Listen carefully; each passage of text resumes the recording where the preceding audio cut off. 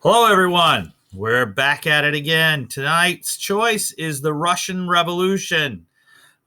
So this is what was happening over in Russia while we were talking about World War One, and obviously, this is going to have a huge impact on what's coming and what's happening globally for the first time. Um, what we're at is, a little backstory before we get there. Let's get a little review here of Russia. We had Alexander the First, who's going to bring Russia into this modern world after the defeat of Napoleon. He is seen as one of these concepts of an enlightened despot, but he is going to definitely have a part to play in that whole balance of power thing that we've been talking about as we led to this point.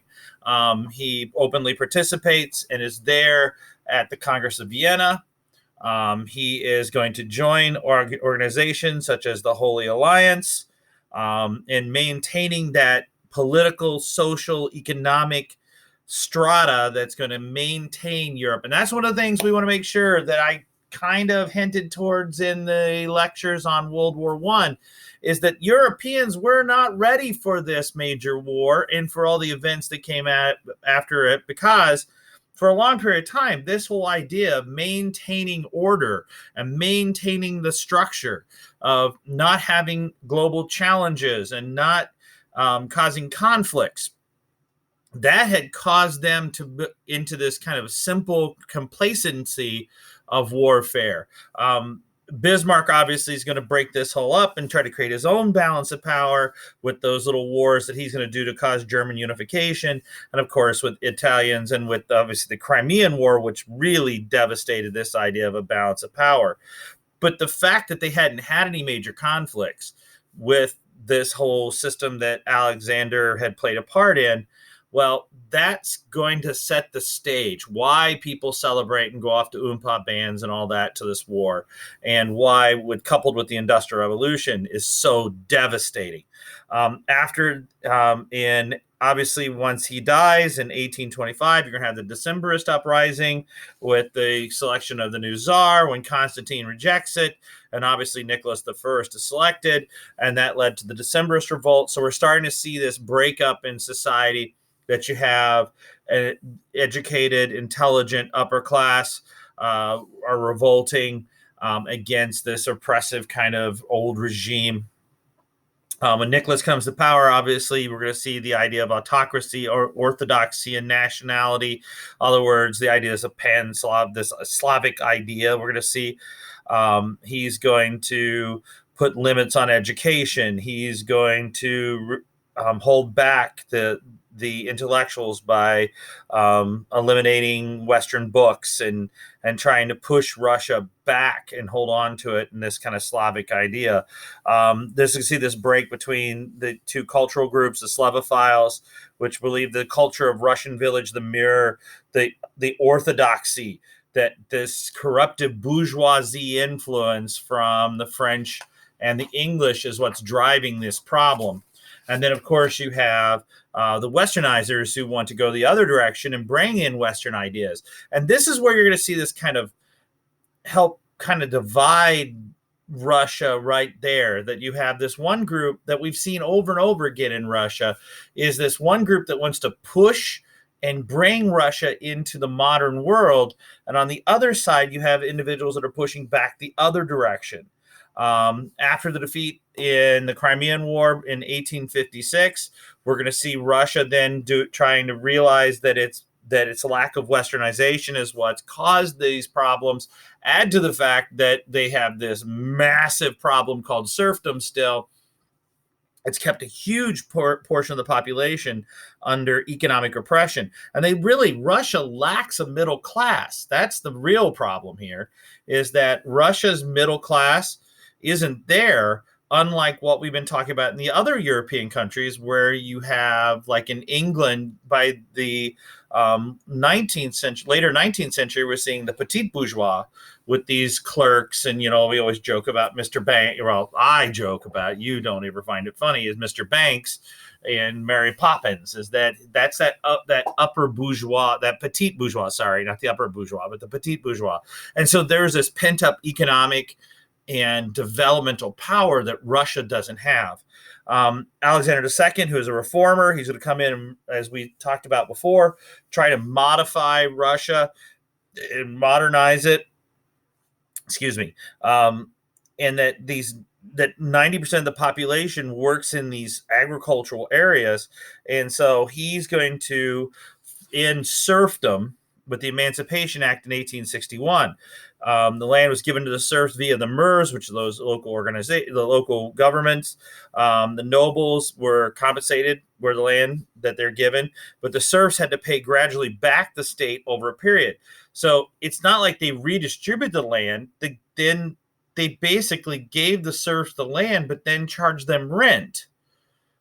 So they're still economically tied. So there's also collective ownership. Responsibilities made it difficult for individuals to work these lands. And of course, the mirrors, basically, they organized the payments and but it still put economic burdens on them. Alexander also established these Zemstvos, which were the local governments and assemblies, which actually did put in some judicial reforms and public trials. He limited the term of military service. He reduced and eliminated corporal punishment to a degree in some areas, but eased it in others. He relaxed censorship. So he creates a functioning local government in the Zemstvos. But economically, those lower classes are still being oppressed by having to pay for the land that they got. And then he does allow some type of education in that. But at the same time, it's not moving fast enough. And some of these intellectuals are pushing rapidly against these things. You're going to see this kind of rapid industrialization with railroads and factories. But there are still critics that don't think he's going far enough. You have on one side conservatives and autocrats who think he's going too far.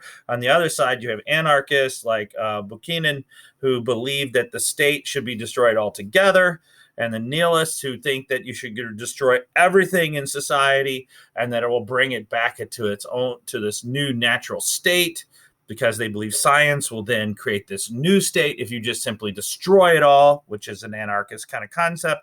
And that led to Alexander II's assassination in 1881. Because of his military reforms, he was very passionate for his soldiers.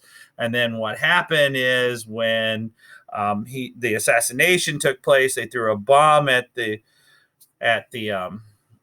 his carriage. It went off, killing and injuring several soldiers. He got out of his carriage, and that's when they got him with the double tap. Remember, always do the double tap.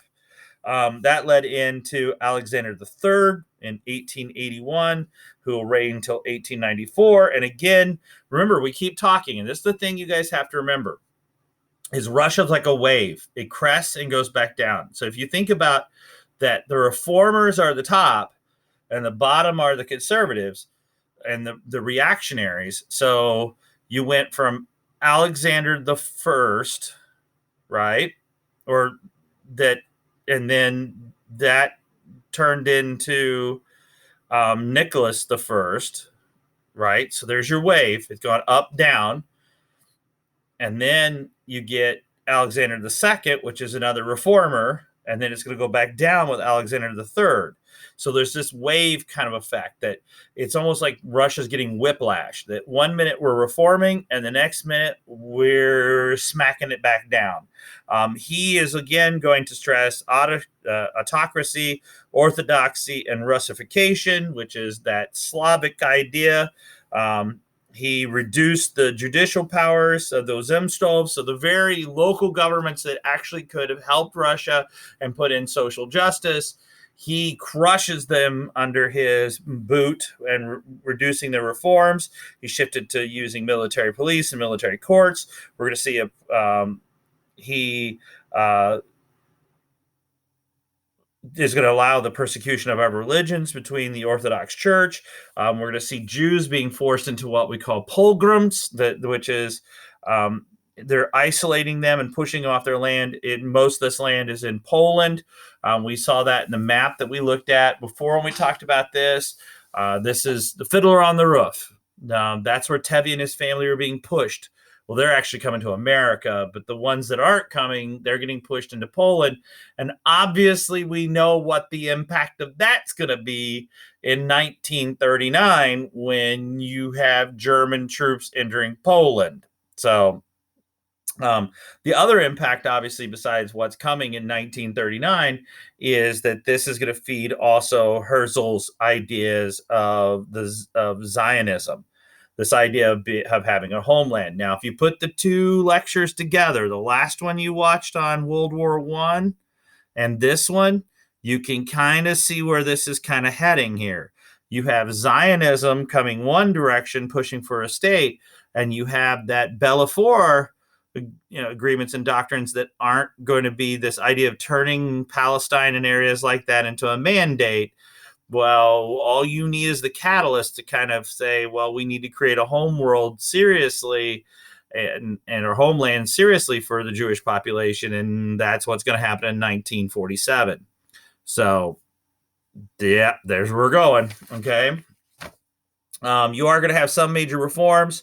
To oversee the Russian industrialization be Count Witte, who's going to push for the Trans-Siberian Railroad. We're going to see Russia's put on the gold standard, that they're going to be a massive oil producer in the 1900s, and they're going to be about fourth, as your notes tell you, in steel production behind the United States, Germany, and Britain. But despite all that, Russia has about a third of its land not being used. And the reason for that is obviously the lack of technology.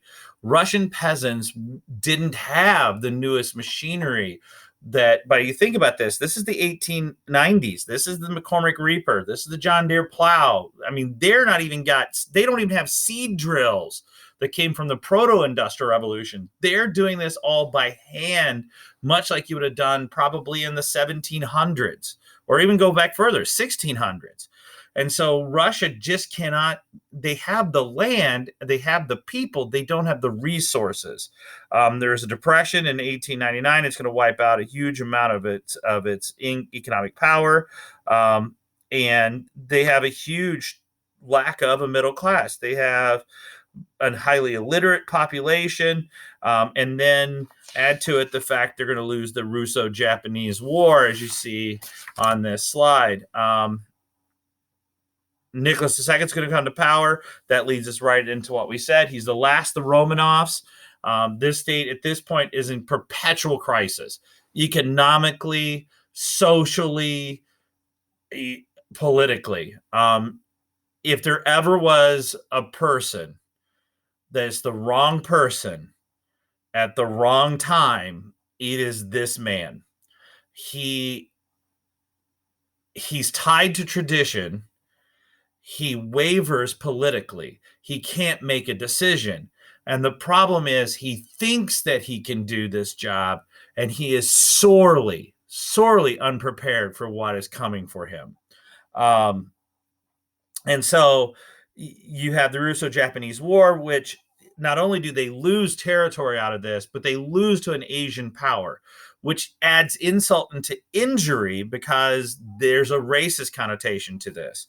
And and coupled with what's happening in 1905, you have this, there's obviously a big pushback by the liberals, that you now have a middle class that is starting to emerge slightly here. There's economic strains from the war and because of everything else. And then the problem is that there's a food shortage. Okay. And that food shortage causes workers and peasants to march on the Winter Palace in St. Petersburg. They march there, and the Tsar, who is not there at the time, they're marching to get his attention, and he's not there. And that led to what happened is the palace guards then fire upon the people and kill many. And that led to a general strike and peasant revolts and troop mutinies. And Russia, basically by October, is extremely polarized and can't move forward, which then forced him to form concessions. They're going to create the Duma, which is going to be a check on his power. Well, it's not really a check on his power. Let's get back to what it really is. Basically, what it is, it's an advisory body. Okay, it represented all male universal suffrage that allowed the representatives to be elected. They granted freedom of speech and assembly and press, but the czar retained absolute veto. So even though they could pass a law, he could just go, nope. So it's really, he doesn't have any real power. He's going to dissolve this thing twice in 1906, and then the third time, it created in 1907, it was more conservative and sympathetic because he handpicks and puts his own people into it. And so basically, you have a representative body, but the representative body doesn't represent the people, and it doesn't have any real power. So you can say, well, they have all these ways to check the power of the king, but they really don't, because either he just ignores them or he's weakened them to a point that no one really listens to them. And, well, yeah, they really don't have any real power. So that leads us to where we're at, the rise of socialism in Russia. Some of the key players in here, and there were some things they could have done. Russia did experience a mild economic recovery under Peter Stolpen, who is the prime minister, who he basically pushes for agrarian reforms, and he's going to try to push more land to the enterprising peasants who are called kulaks, which that's going to be something we're going to need to know later. So basically these village collectives, the owners of the land, who were very hardworking and using in new technologies and things like that, they're going to be called kulaks, and they're going to be very productive. And that's going to actually help economically, because Russia's major asset besides oil is obviously its agriculture production.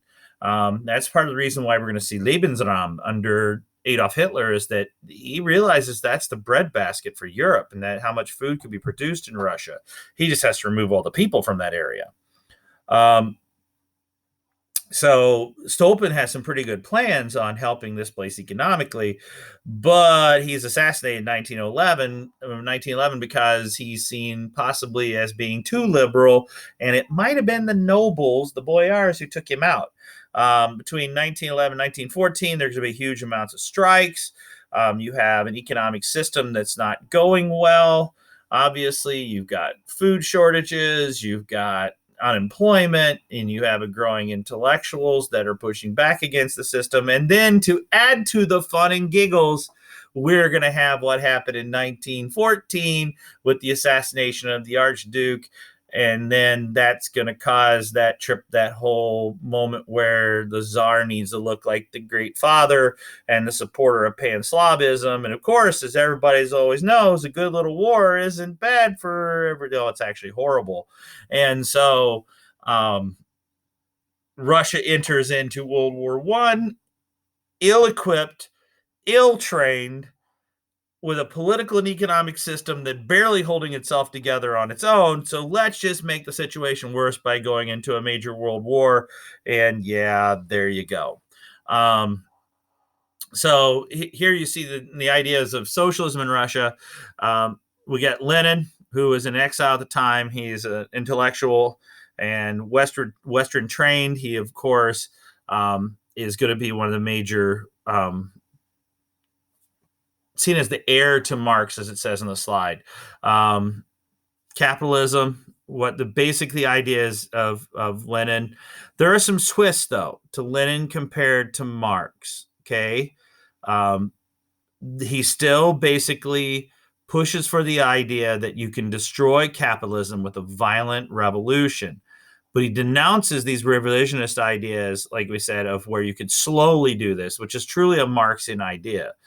But here's the big part. This is where we shift, okay? So he's still got that major revolution, overthrow the system, and he denounces the ideas you're going to see with Kerensky and the Mensheviks, with this idea of social democracy, where you can just kind of gradually move your way there. He is full on, throw over the system, let's create a new one, according like Marx does. The difference is where you get to this part. He, unlike Marx, believes you can actually apply this to a backward agrarian society. Remember, we read Communist Manifesto. Marx did not support the idea that this would happen in agrarian societies. He fully believed this was going to happen in places like Germany and England and eventually the United States. He did not see this happening in places like Russia, who have immense populations. 60% are illiterate.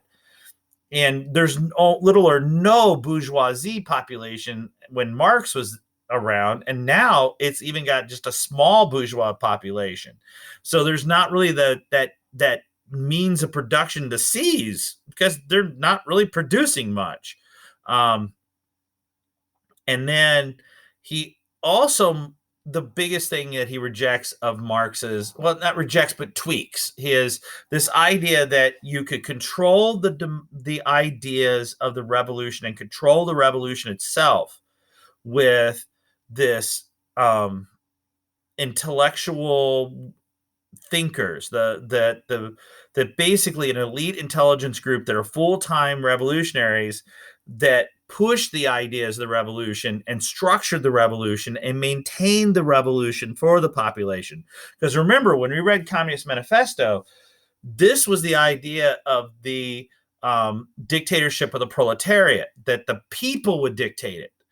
Well, because they own the means of production and they are the means of production.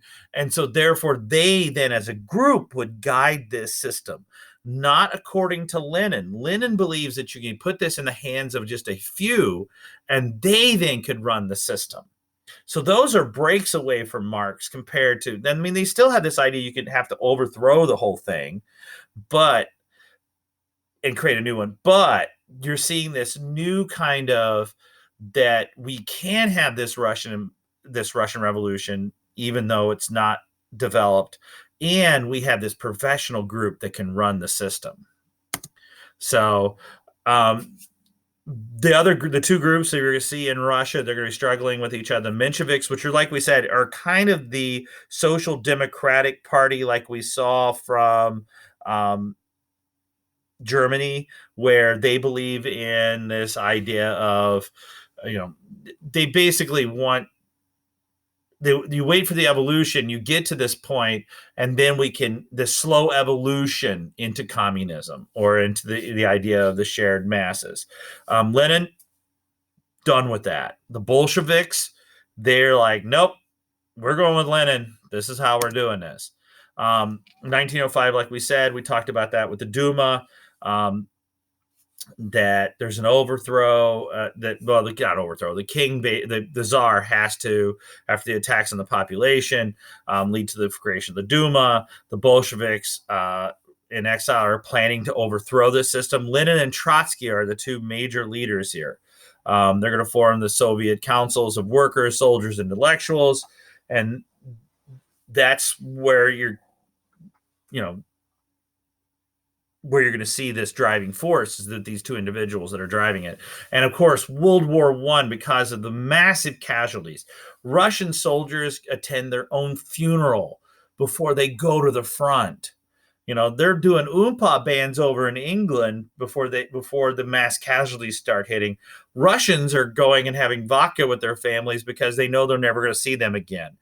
In some cases, like we said in the last video, they're charging it machine gun emplacements with pitchforks, which is going to cause massive desertions. And then you have food shortages, because if you pull all the young men out to fight a war, who's helping produce the food? And you already have a system that's highly tasked by the lack of technology and of developing skills to operate these things. And I mean, it was the perfect storm. You already have a crippled political power, and you have a crippled economic power, and then you throw in World War I. Yeah. So, okay. So what happens? What caused the overthrow? Okay. Which, by the way, if you want to go back here, let's go back here. If you want to see this last one, this is kind of basically the Russian structure. And if you get the idea of Russian society with the Tsar at the top and the boyars, I mean, here's your intelligentsia population in these structure, and of course the boyars and the church, and then look at where all the peasants and the people are. So you kind of get the feel of why this is a brewing issue. Okay, but here's where the fun begins. Okay, so the war is basically coming apart. We already had issues with the descent. And then, of course, there's massive failures on the Eastern Front. Massive. They're just getting overrun. Now, this is how this lovely character shows up and makes it even worse. The Tsar decides, a man who basically the only army he's ever commanded was when he was a young boy in his sandbox. This guy does not know anything about being a commander, but he thinks that if he goes to the front, he can rally the men and can help cause victory. All he does is cause mass confusion. And this is the worst part. It's kind of like Bloody Sunday. Before this, the Tsar was above the fray. They could blame everything on his ministers. But the fact that those people were shot in front of the Winter Palace and he did nothing, even though he wasn't there to do anything, it seems that he did nothing and those people died by his hands. This now gets tied to the Tsar. And then by him going to the front, you couldn't blame the generals anymore. It's his fault. And so it now being his fault, he can't escape where this war is going. And that blood is on his hand, and a lack of ability is blamed on him now, too. So he goes to the front. He leaves the Tsarina, Alexandra, in charge. Alexandra then decides she knows more than these people, and they're plotting against her husband. And so she ends up removing individuals that are actually loyal to the Tsar and the government. And then, to make matters worse, she turned over power to this guy who is a mad monk from Siberia named Rasputin. And we don't even know if he's really a monk, all right? This guy is a little crazy. No, not a little, a lot crazy. And there are a lot of stories. I'm not going to go through it all. We already talked about how he was assassinated, about being poisoned, shot, stabbed, beaten, and thrown down a flight of stairs. Look it all up. You can find out why I tell you that this is the wrong guy. Okay? He basically just is crashing the government. So not only is the Tsar out tying the war to himself, he turned his government over to people that are incompetent and criminal, which compounds this because it just is horrible. The whole government's coming apart. And that's why a group of young princes in the government basically plot the death of Rasputin. And the reason that the Tsarina does this is because her son is suffering from a type of illness. Probably Alexei is probably suffering from some type of either porphyria or suffering from probably some form of anemia caused by genetic, because you have to understand this war is a family war. She is part of the royal family of England. The King of Germany is part of the English royal family. They're all these people. It's like a giant family feud. And so the genetic issues that he has makes him his anemia caused by these diseases. He's probably feeding him iron, and it would eventually killed Alexei, but it made him look healthier.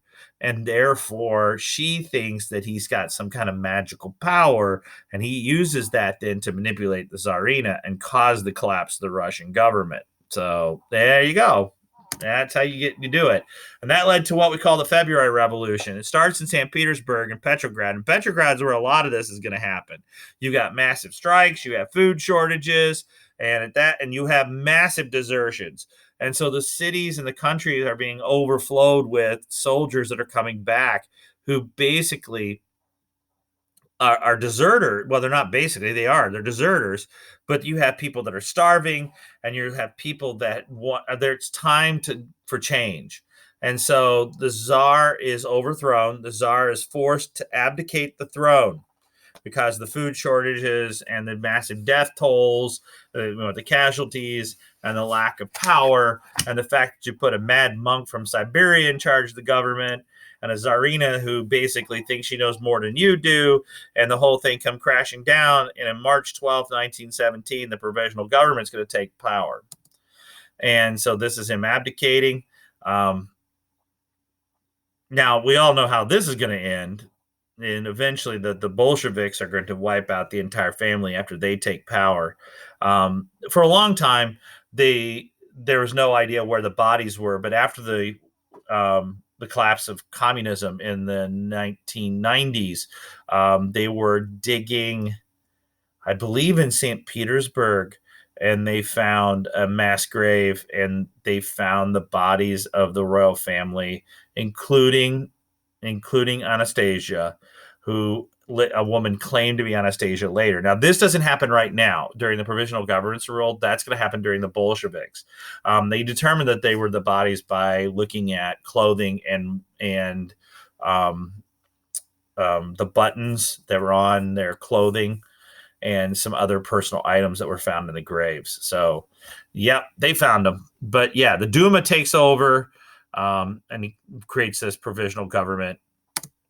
So the problem is, though, there are two governments. There's the provisional government that is the constitutional Democrats and the liberals are running, which is a socialist government. And then on the other side, you have the Soviets, which are the soldiers and the workers. And so the Mensheviks are the ones leading this. So on one side, you have the constitutional Democrats and liberals, right, who are more the political democracy types. And they're somewhat socialist. They're not full-blown socialist, but they're somewhat socialist. And on the other side, you have the Mensheviks, and of course, lurking in the outer areas of the Bolsheviks.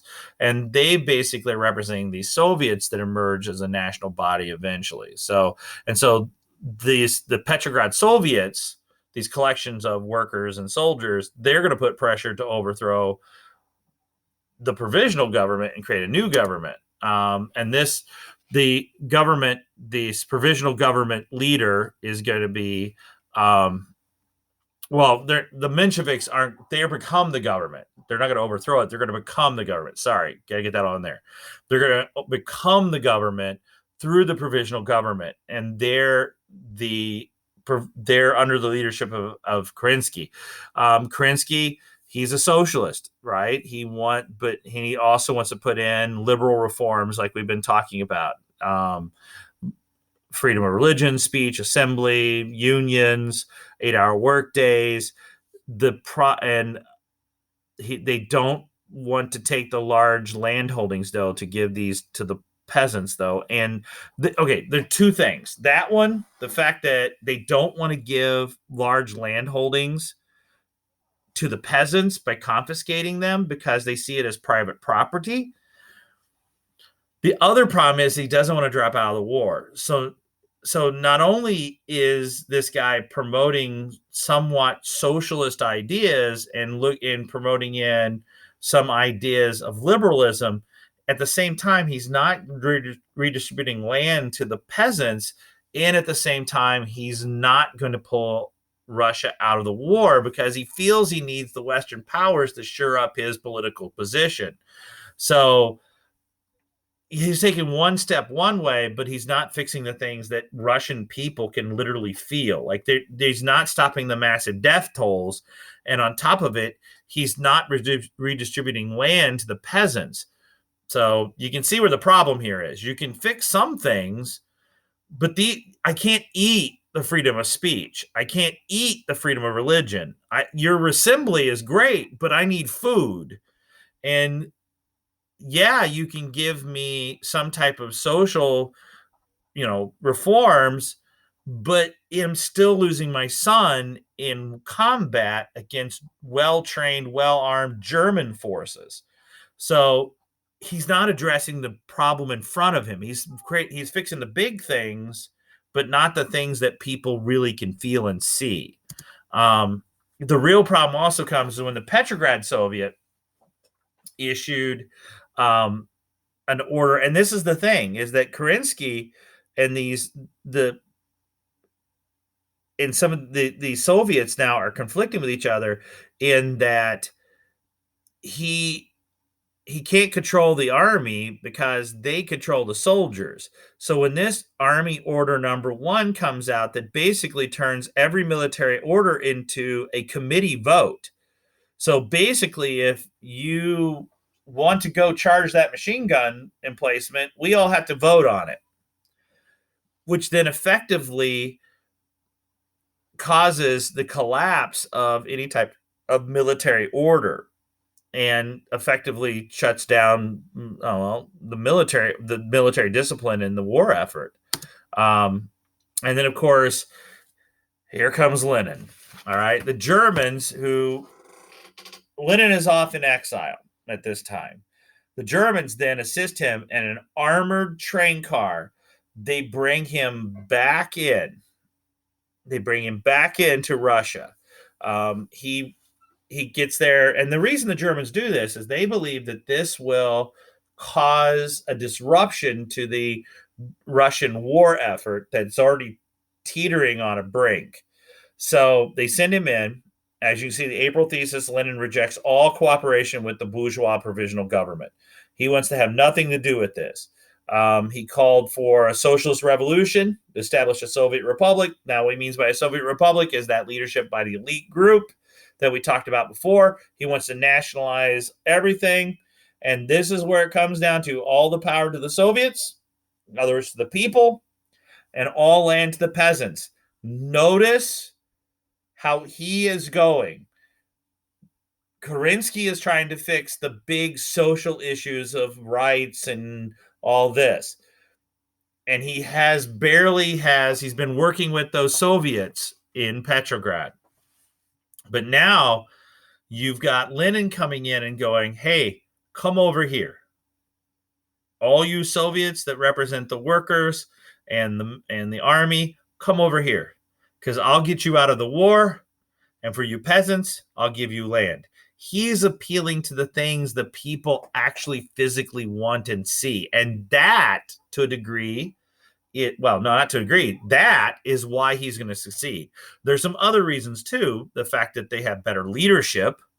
So you're giving people land, which is what they need. You're getting them out of the war is what they need. It's I can see it. I can physically use this right now. Your freedom of speech ain't doing much for me. The fact that you have Trotsky and Lenin who will make the hard decisions. They won't waffle. They're not tied to the Allies to maintain their political power. They are the leaders themselves. They have the voice, and there's this force of will that can come in there. The October Revolution, they basically what happens is there's an attempt to overthrow the government once they come in.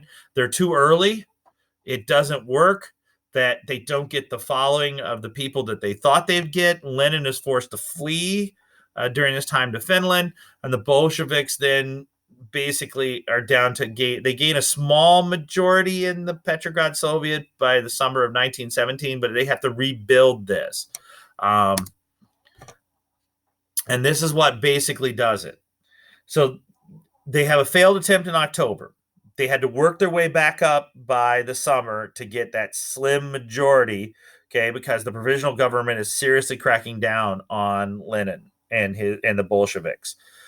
But then there's an attempt to overthrow Kerensky, all right? And so the plot failed. However, once the plot failed, Kerensky looks like he can't control his own country. Outside forces like the Allies are starting to think that maybe he's not their guy. There's a fear of a counter-revolution that's coming, and that allows the Bolsheviks then to claim that they are the defenders of the revolution. So you have this provisional government that has taken power. You have Kerensky there. He's on this teetering kind of power share with the Soviets.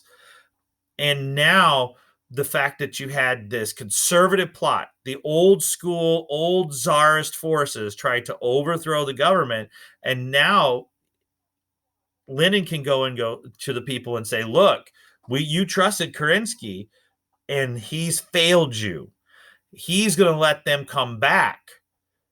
and so this that kind of the whole French Revolution fear that the king is coming and that we got to stop him, and so that lets the Bolsheviks get more hands in there. And then again, how he will not end this war. Kerensky doesn't want to give up territory, and even the Nicholas, he made an oath that he would never rest while foreign armies were on Russian soil. Well, Kerensky's got a bit of that, but he needs those allies to keep shoring up the provisional government, financially and militarily. And so, and if he feels that if he doesn't do this, that his whole government will collapse. Well, the problem is, and that he also fears that if he doesn't do this, it could cause anarchy. And so the entire provisional government is going to collapse in this kind of storm of trying to maintain order and keep their commitment in the war. And so, yeah, Kerensky he's got too many things are coming at him at once. And Lenin capitalizes on that by reaching out to the people again and saying, look, you're going to lose the revolution. I'll give you land. I'll give you what you want out of this war. And that's kind of what it does. Lenin's going to form this revolutionary council and organize the revolution. You have Lenin, Trotsky, Stalin, which we going to definitely know that guy later. Trotsky is going to take leadership of the Petrograd Soviet, which is then going to become the Red Army. He's going to lead the Soviet to overthrow and arrest the provisional government, and the provisional collapses with relatively little bloodshed. What's going to turn into a bloody war starts with little bit of bloodshed, but it's going to be massive soon. Okay. So here's your little picture.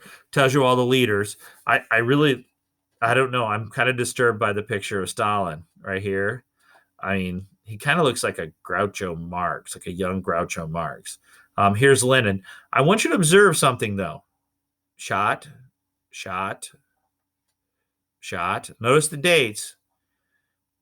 Those are all under Stalin. Shot. Well, that one's going to be suicide. Shot. Died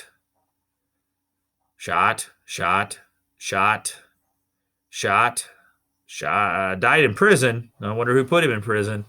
All right. Who's going to do all this? That guy. Okay.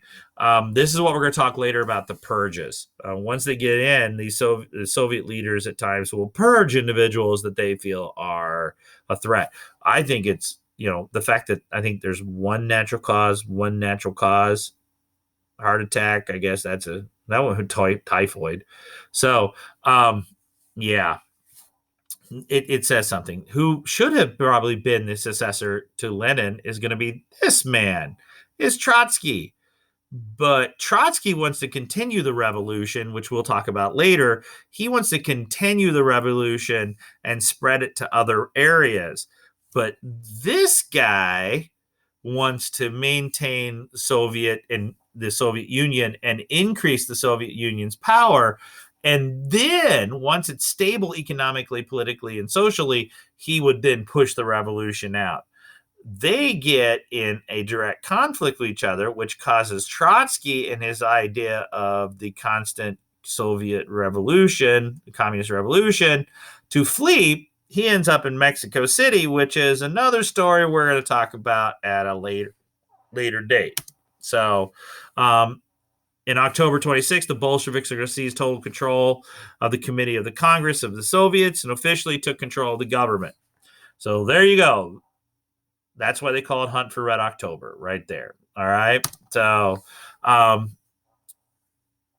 opponents, the Mensheviks, are going to be arrested. They're going to use the Cheka, who are the secret police.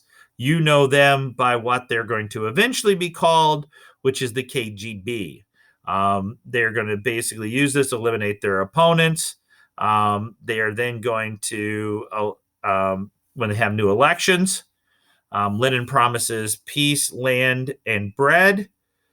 The Bolsheviks lost They only got 29 votes, which then led them, with Trotsky and his Red Army, to simply go in and disband the Constitutional Assembly and establish the control of the communist government under the Bolsheviks. And that's the beginning of the Soviet Politburo's control over the party's control over Russia. So they had an election. They failed after promising peace to get you out of the war, land, and food. The people were like, no, we'll go over here and pick this one, which was actually the Agrarian Party was the one that actually won. And then, well, that's not going to happen. We're going to shut that sucker down real fast and put in the Bolsheviks. So Lenin, he is going to give land to the peasants. However, just like the French Revolution, it was kind of a moot point because the people had already taken the land. Lenin will he'll give direct control of individual factories to local worker committees, but under the control of the government. And then, of course, he is going to give the idea of peace. He is going to sign the Treaty of Brest-Litovsk, which is going to lose territory of Ukraine and parts of Finland, and he's going to lose the Baltic states, which we saw what's going to get carved out of that. Now, eventually, Ukraine is going to be back into Russian control eventually during the civil war that's coming. And Poland, though, is going to become an independent state when we take that territory from the Germans in the Treaty of Versailles, which we talked about last time, isn't going to have that great an effect later. Lenin moved the capital from Petrograd, which is, by the way, you keep hearing Petrograd, that's St. Petersburg. They're going to move it from St. Petersburg to Moscow, and Trotsky then is going to reorganize the army underneath the party's control. And then, of course, that's going to lead to the Russian Civil War as opponents such as the White Russians, who are the old army and the old Tsarist supporters, are going to go against the obviously the communists. So the Reds are the communists, and the Whites are the old guard, old political systems. Both, and what you're going to see is Trotsky is going to apply the ideas of total war. Entire villages are wiped out during this time period. It is a war of attrition.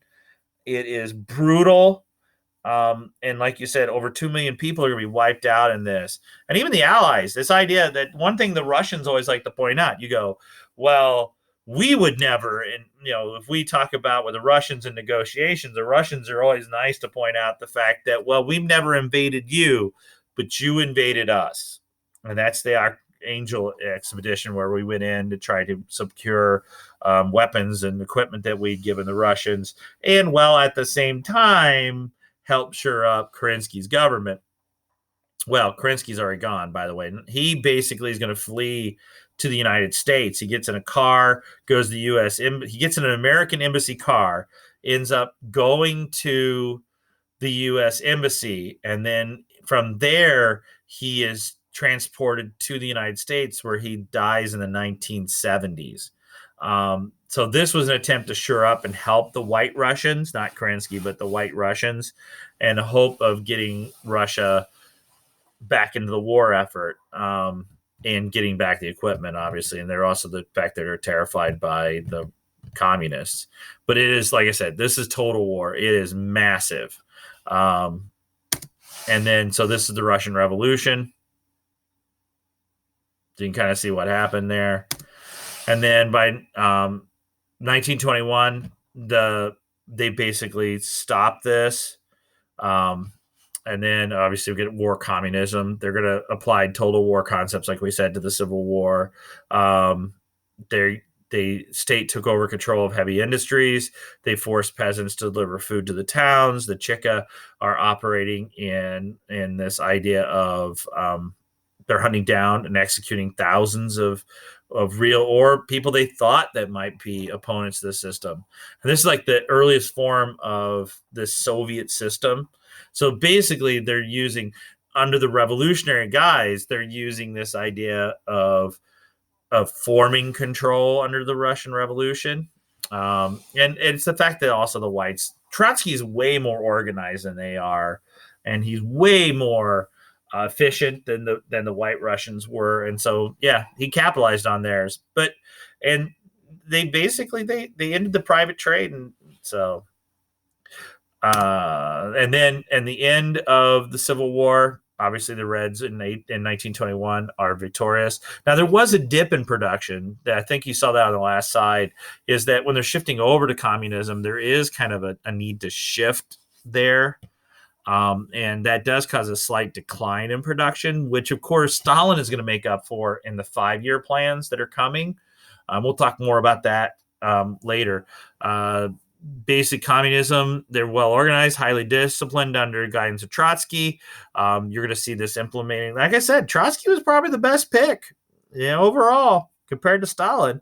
But Stalin takes care of that problem. And then by 1922, you're going to see the beginning of the Union of Soviet Socialist Republics. So, the cost: 15 million dead, economic ruin. And obviously that's debatable after, since the Great Depression is going to come and so many Americans are actually going to leave the United States and go to the Soviet Union because it's the only place where you could actually find a work and find food. But millions of workers do fled into the Western Europe. You're going to see the beginning of the first communist society. Now, that, of course, is going to have global ramifications. One of the reasons why you see the rise of Adolf Hitler and why many of the Western powers are going to do little to stop him is because of their fear of communism, is that he was a tool that some of them thought would be a scalpel to take out the Russians. The problem is it's kind of like having a tiger for a pet. You think it's going to do well to guard your house until it eats you. So... and if you don't get the analogy, Hitler's the tiger. All right. So, yeah. And obviously, we know what happened in America with the Palmer raids and all that with the fear of communism. So, yeah, you got that going for us.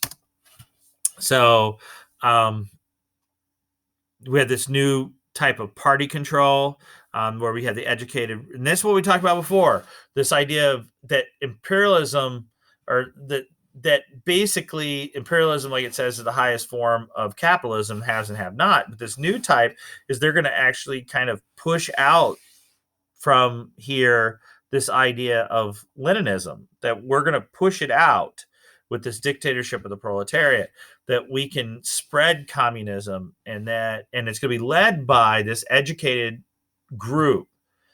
So this kind of dictatorship of the elites that are going to.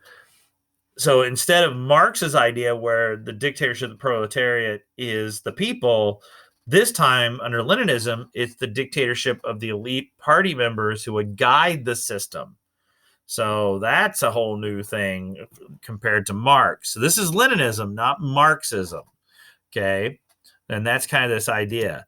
We're going to see the ideas of kind of the basically the idea of the international spread, the idea that we're going to move towards a spread of communism after the victory with the Comintern and the Third Communist International. And of course, you're going to see the ruthless oppression and liquidation of opponents. About 250,000 opponents are going to be liquidated under Lenin. So the new government you're going to come in, they elect what they call the Supreme Soviet. They gave every citizen over the age of 18 the right to vote. They're going to have political and social means of production are given to the workers and to the peasants. So the people do have direct control through the political system. And of course, you're going to see the Union of Soviet Socialist Republics, which is a multinational state. In theory, like it says on the slide, all these republics are equal in theory. And now we'll see some examples. And granted, there are some varying views, but yeah, okay. And then of course the Communist Party regains, will reign supreme, of course, with the secret police. Now, and there's also, we keep going back to the secret police, and there are some brutal things that are happening here, but you could also argue that you're going to see the same thing in Germany with Hitler And I'm not comparing the Soviet Union to Hitler, but you're going to see that with the SA and later the Gestapo. You could argue that the government is, the repression of different views in what you saw in the Palmer raids in America in the 1920s. And I'm not saying this is utopian paradise.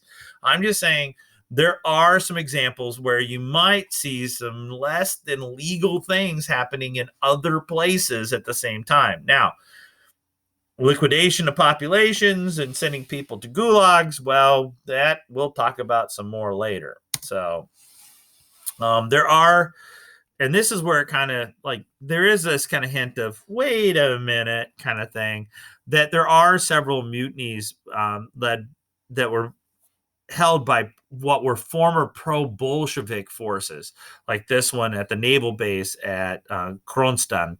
The base, obviously, basically these people were upset over the lack of voice in the government that they felt, and the fact of that they felt like the government was basically taking too much from them and a way as a voice in the system.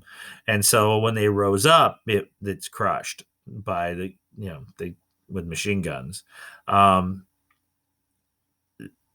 It was caused obviously by the economic disasters and social upheavals, but a lot of it was also driven by the fact that they felt like they had fought for a voice, and now they felt like they didn't have a voice in the revolution.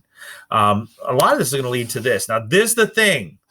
This right here, my people, and I know this is a long one because we're doing the entire Russian Revolution, so remember to start and stop here. But okay, this is the thing.